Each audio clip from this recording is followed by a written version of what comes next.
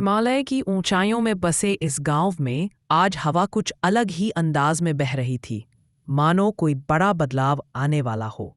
गांव वाले जल्दी जल्दी दरवाजे बंद कर रहे थे। बच्चों की आंखों में डर था और आसमान गरज कर चेतावनी दे रहा था। उसी बीच एक नन्ही बच्ची खिड़की से बाहर झांक रही थी। उसके चेहरे पर डर नहीं, बल्कि एक अजीब सी जिज्ञासा थी। पहाड़ों के ऊपर धुंध और बादल घिराए, हर बिजली की चमक जैसे आने वाली किसी रहस्यमयी कहानी का इशारा कर रही थी। उसने अपने गले का पुराना लॉकेट थामा।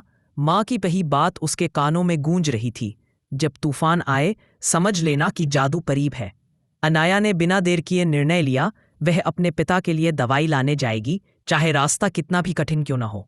सामने था घना बर्फीला जंगल, जहां जाने से लोग डरते थे, मगर अनाया का दिल मजबूत था।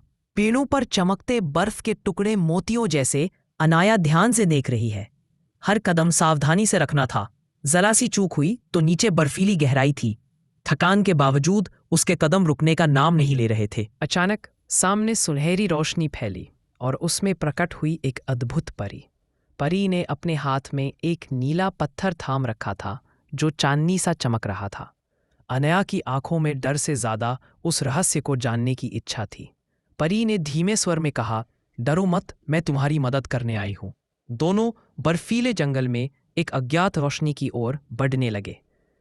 गुफा के बीचों बीच था नीला जादुई आईना, जिसमें अनगिनत रहस्य छिपे थे। आईने में अनया ने अपने बीमार पिता को देखा। उसका दिल भर आया। आईने की गहराई में एक अद्भुत दवा की शीशी चमक रही थी। परी ने कहा, यह वही दवा है जो तुम्हारे पिता को जीवन देगी। अनया के होठों पर सिर्फ एक शब्द था, धन्यवाद। लेकिन बाहर बर्फीला तूफान अपनी पूरी ताकत के साथ इंतजार कर रहा था। और तभी बर्फ के बीच से निकला लाल आंखों वाला एक विशाल भेड़िया। अनया और परी ने एक दूसरे की ओर देखा। अब उन्हें जल्दी करना था। परी ने अपने जादुई प्रकाश से भेड़िए का रास्ता रोक दिया। अनया ने तुरंत दवा अपने बैग में रख ली। अब घर पहुंचाना ही उसका लक्ष्य था। हर कदम मानो मौत से लड़ाई थी, मगर वह रुकी नहीं। परी उसके आगे आगे, रास्ता रोशनी से भरपी जा रही थी। थकान ने उसे रोकने की कोशिश की, पर उसके पिता की याद ने हिम्मत दी। दूर से अपने गांव की झलक देखकर उसकी आंखें चमक उठीं।